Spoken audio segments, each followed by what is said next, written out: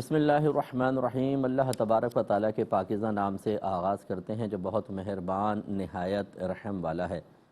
درس بخاری کا سلسلہ کتاب الکفالہ تک پہنچا تھا اور میں نے آپ کو اس کی ڈیفینیشن ذکر کی تھی کہ اگر کوئی شخص کسی کا ذمہ اپنے ذمے لے لے اس طریقے سے کہ وہ اپنی ذمہ داری سے بری ذمہ بھی نہ ہو تو یہ ایک کفالہ کہلاتا ہے۔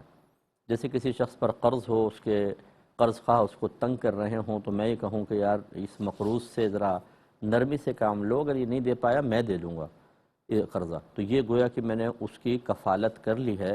اور ایسی صورت میں جو قرض خواہ ہیں وہ اس سے بھی مطالبہ کر سکتے ہیں اور مجھ سے بھی مطالبہ کر سکتے ہیں، اس کو کفالہ کہتے ہیں۔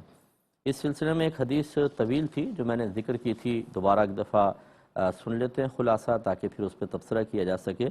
حدیث ہے 2291 اور اس کے راوی ہیں حضرت ابو ہریرہ رضی اللہ تعالی عنہ۔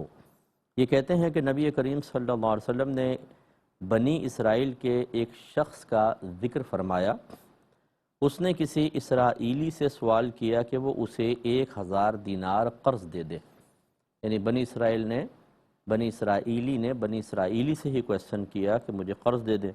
اس نے کہا کہ تم میرے پاس گواہ لاؤ جن کو میں اس پر گواہ کروں۔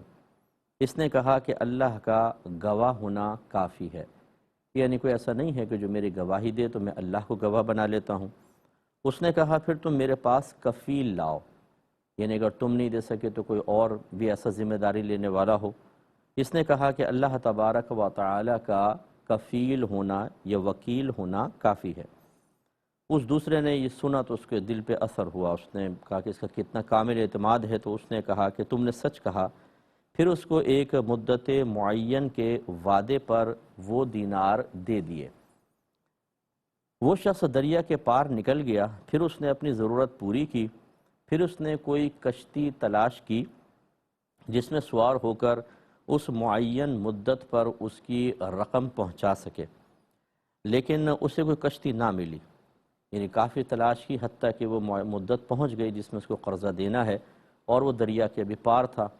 تو اس نے ایک لکڑی کو کھوکھلا کیا اور اس کے اندر 1000 دینار رکھ دیے اور اس قرض خواہ کے نام ایک پرچہ لکھ دیا اور وہ کسی چیز سے اس کا منہ بند کر دیا، کھوکھلی لکڑی کر کے اندر رکھا، بند کر دیا۔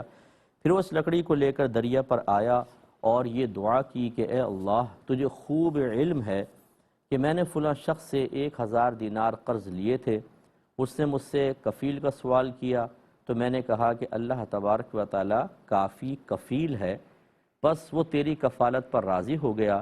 اور اس نے مجھ سے گواہ کا سوال کیا تو میں نے کہا کہ اللہ کا گواہ ہونا کافی ہے، بس وہ میری گواہی پر بھی راضی ہو گیا۔